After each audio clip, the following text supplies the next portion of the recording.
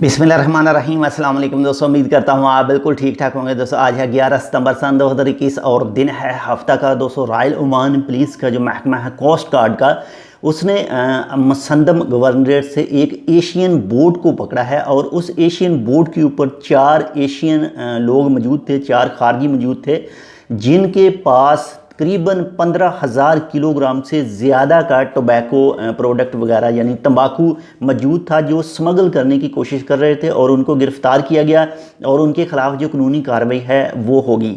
तो इस तरह की बहुत सारे जो केसेस हैं वो सामने आ रहे हैं पिछले कुछ दिनों से, और आपसे बार बार यही कहा जाता है कि अगर आपका कोई दोस्त, रिश्तेदार, कोई भी अजीज़ व अकारब अगर ऐसे किसी भी काम में मुलव्वस है तो आप उससे किनारा कर लें ताकि आप भी सेफ़ रह सकें, आपके साथ कोई भी कानूनी कार्रवाई ना हो।